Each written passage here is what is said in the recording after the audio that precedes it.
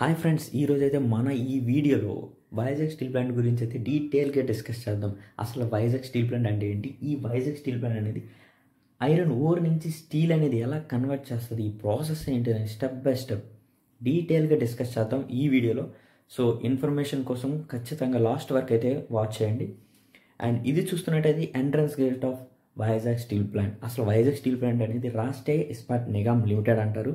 ఈ యొక్క foundation stone కూడా అప్పటి శ్రీమతి ఇందిరాగాంధీ జాన్ 20, 1971లో అయితే ఫౌండేషన్ స్టోన్ అయితే వేశారు. అండ్ 1990 మార్చ్కి అయితే ప్రొడక్షన్ అయితే స్టార్ట్ చేశారు, ఈ ప్లాంట్ ప్రొడక్షన్.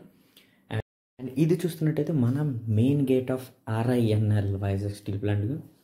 అండ్ ఈ గేట్ నుంచే మనకి ఎంట్రన్స్ అనేది ఉంటుంది. వీడియోలో మనం హౌ స్టీల్ మేడ్ అంటే మనకి ఈ ప్లాంట్లో స్టీల్ అనేది ఎలా తయారవుతుంది అనేది ఒక డీటెయిల్ ప్రాసెస్ మన ఈ లేఅవుట్లో చూద్దాం. ఒకసారి ప్లాంట్ లేఅవుట్ ద్వారా మనం ఒకసారి డీటెయిల్గా చూద్దాం. Iron ore, lime stone, coal, ఇవన్నీ 3 రా మెటీరియల్స్. అక్కడి నుంచి సెంట్రల్ ప్లాంట్కి, కోకోన్ ప్లాంట్కి వెళ్తాయి.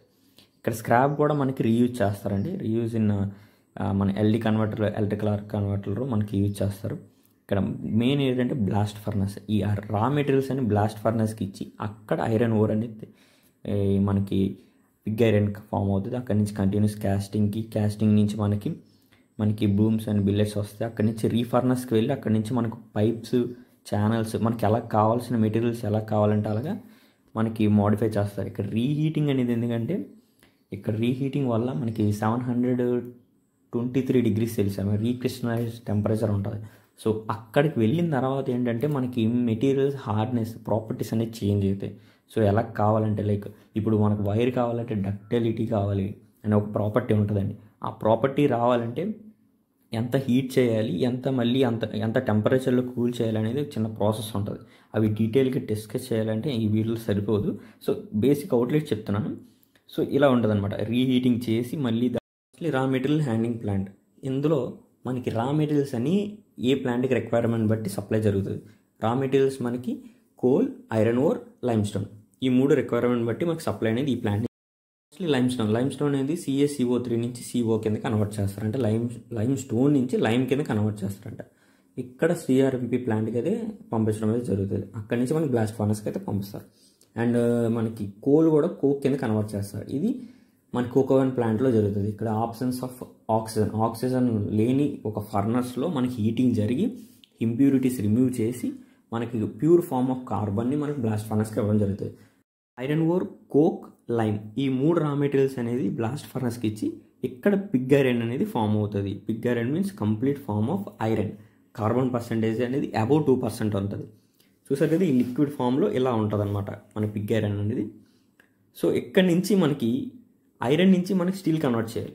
సో స్టీల్ కన్వర్ట్ చేయాలంటే ఇందులో కార్బన్ పర్సెంట్ అనేది రిమూవ్ చేయాలి. సో అంటే బిలో 2%కి మనం కన్వర్ట్ చేస్తే దాన్ని స్టీల్ అంటారు.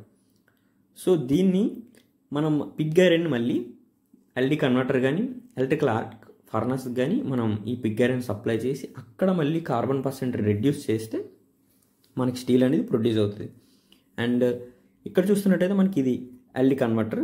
ఇందులో ఆక్సిజన్ పైప్, O2 పైప్ని డిప్ చేస్తారు.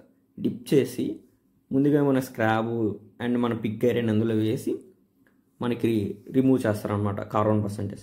ఈ ప్రాసెస్లో ఏం జరుగుతుంది, మనకి పిగ్ ఐరన్ అనేది స్టీల్ కింద కంప్లీట్గా కన్వర్ట్ అవుతుంది అనమాట. అంటే 4% దగ్గర ఉన్న కార్బన్ పర్సెంట్, పిగ్ ఐరన్లో ఉన్న 4% కార్బన్ని మనకి బిలో 2% తీసుకొచ్చి మనకి ఐరన్ నుంచి స్టీల్ కింద కన్వర్ట్ చేస్తారనమాట.